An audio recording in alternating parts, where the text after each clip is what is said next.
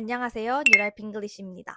여러분, 세상에는 소설책이 굉장히 많죠? 영어로 된 원서책이 훨씬 많습니다. 그런데 하루가 멀다 하고 책들이 계속 나오잖아요. 나는 어떤 책을 먼저 봐야 되는지 고민이다 라고 하시는 분들이 있을까봐 2025년에 읽었던 책들 중에서 재미있게 봤던 책들을 오늘 추천해 드리려고 합니다. 이전에 상반기에도 추천을 드렸는데요. 그 추천드린 책들 제외하고 가지고 왔으니까 다가오는 추석에 나는 할 게 없다, 시간이 많다 하시는 분들은 이번 시간을 활용해서 원서 한번 시도해보세요. 제가 스포하지 않고 여러분들에게 추천하기 위해서 조금 정리를 해봤거든요. 이 정리한 것을 살짝 보면서 여러분들에게 추천과 리뷰를 드리겠습니다. 우선 가장 먼저 추천하고 싶은 책은요, The Crash라는 책입니다. 제가 이전 영상에서 하우스메이드 굉장히 재미있게 본 미스테리 책이라고 이야기를 했는데요. 같은 작가예요. 프리다 맥파든이라는 작가인데요. 이분이 미국에서는 미스테리 책으로 굉장히 유명하신 분이더라고요. 하우스메이드도 저는 별점 5개 굉장히 재밌게 봤는데 이 책도 별점 4개? 4개 반 정도 줄 수 있을 정도로 재미있게 봤습니다. 우선 줄거리를 간단하게 소개하자면 주인공이 23살 여자입니다. 그런데 임신을 한 상태예요. 정말로 원해서 임신을 했다기보다 즐기다가 하룻밤 사이에 임신이 된 그러한 상황입니다. 임신 8개월째인데요. 하루는 본인의 오빠를 만나러 밤중에 눈 오는 날에 운전을 하고 갑니다. 벌써부터 뭔가 미스테리하죠? 뭔가 느낌이 이상해요.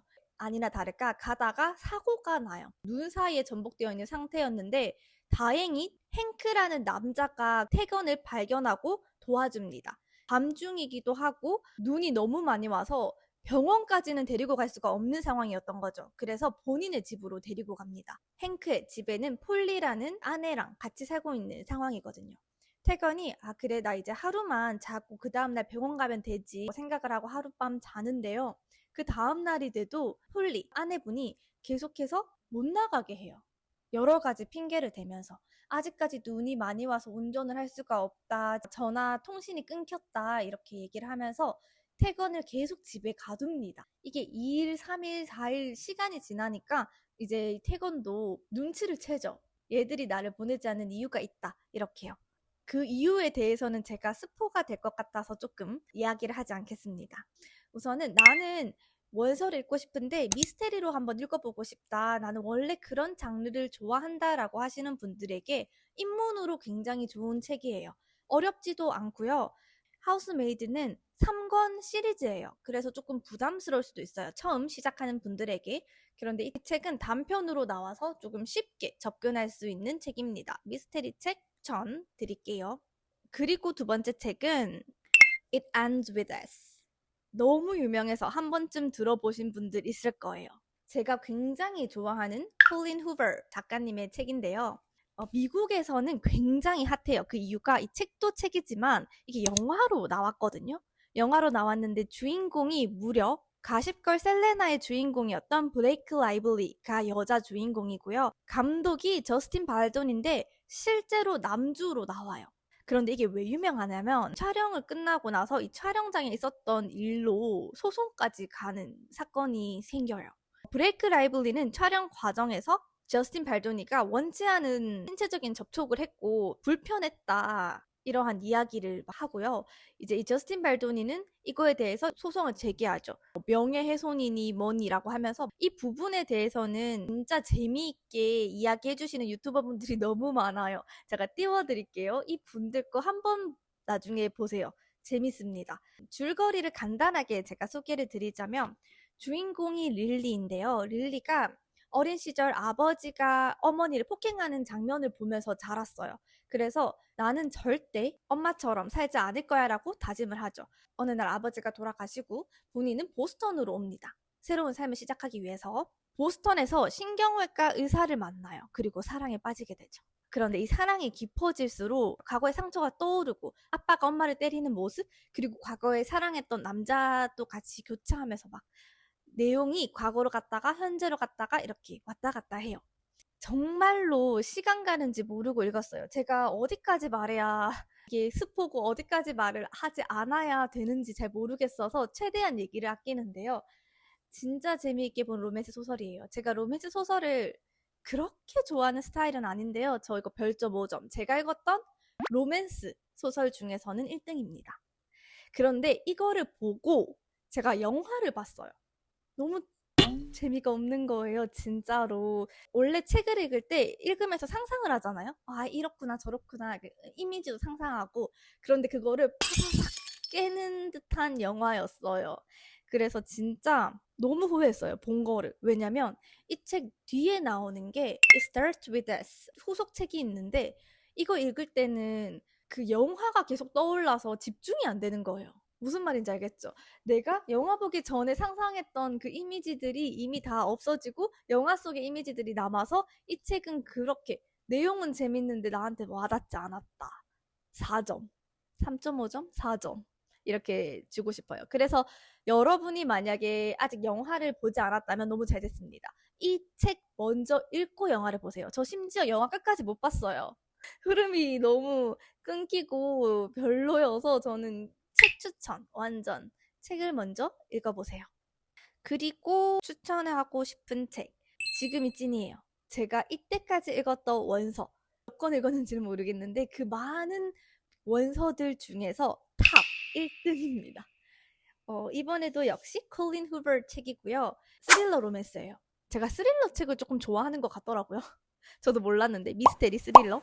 그런데 거기에 로맨스까지 가미되어서 제 최애책이에요. 최애책.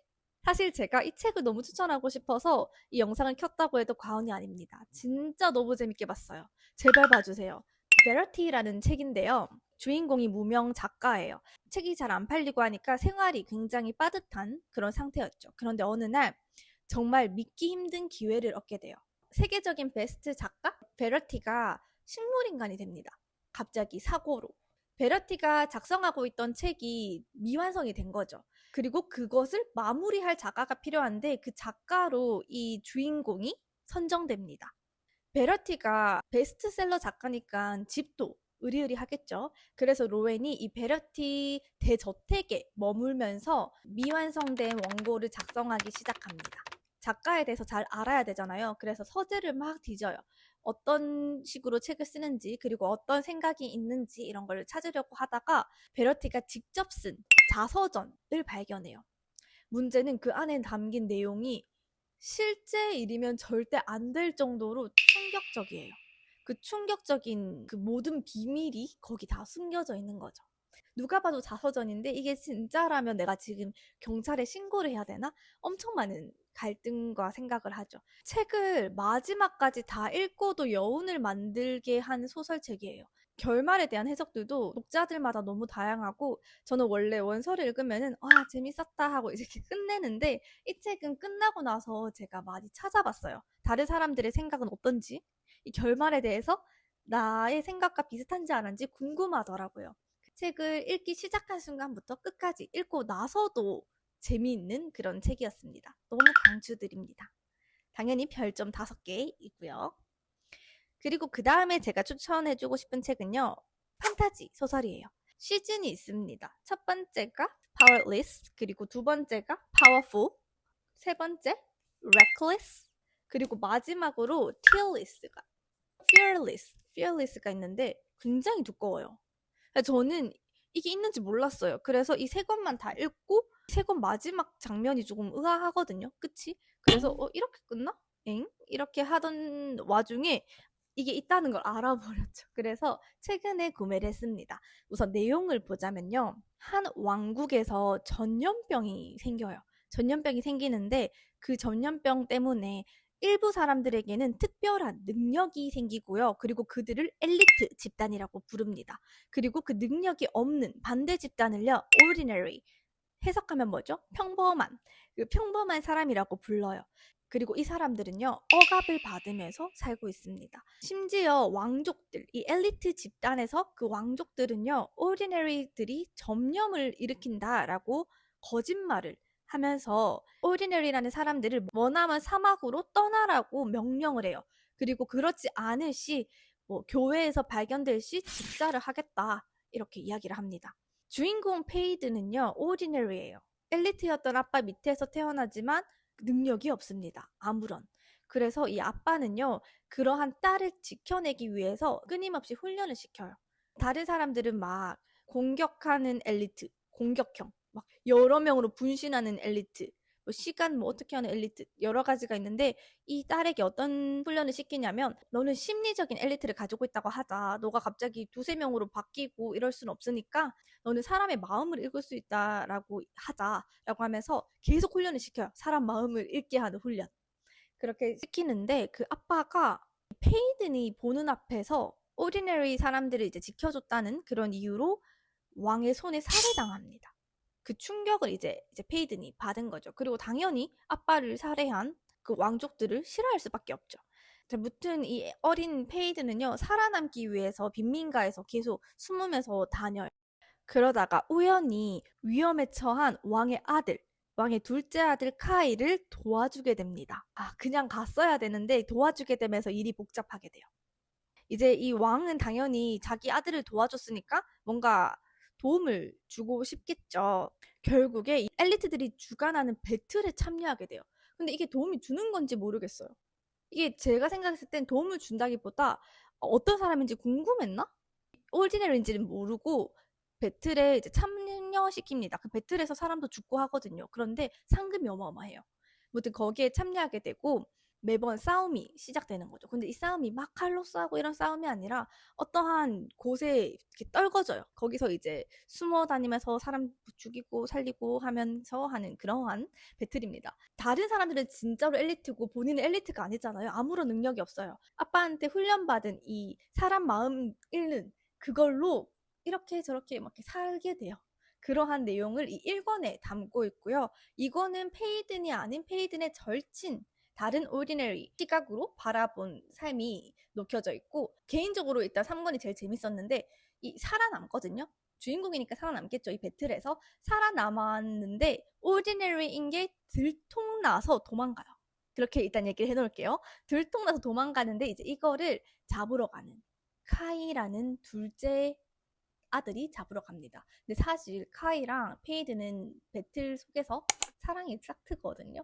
그런데 왕의 명령으로 이 카이가 이 페이드를 잡으러 가야 되는 그러한 상황이 3권에 담겨 있어요. 굉장히 재밌습니다.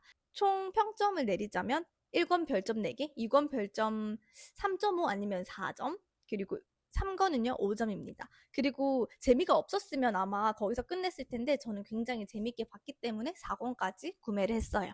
이번 추석 때 한번 달려보도록 하겠습니다. 나는 판타지 소설을 좋아한다 라고 하시는 분들에게는 추천드리는 책입니다. 그리고 마지막으로 소개하고 싶은 책은요, 로맨스 소설입니다. Just for the Summer 이라는 책인데요. 남자 주인공과 여자 주인공 둘 다 연애 징크스가 있어요. 본인과 헤어진 남자친구, 여자친구는 그 다음번에 만날 사람이랑 결혼을 하는 거예요. 그래서 이 둘이 그걸 인터넷상으로 확인해요. 얘도 그러구나, 얘도 그러구나, 그러면서 만납니다. 그럼 서로 우리 계약 연애를 하자. 그럼 우리 서로 만났다가 헤어지면 우리도 결혼할 수 있겠네 라고 하면서 그렇게 연애를 시작해요. 조금 오글거리죠? 그런데 생각보다 오글거리지 않아요. 이게 단순한 로맨스를 넘어서 가족 문제나 개인적인 상처 이런 내용들이 들어가 있기 때문에 그렇게 오글거리지 않게 볼 수 있는 그런 책입니다.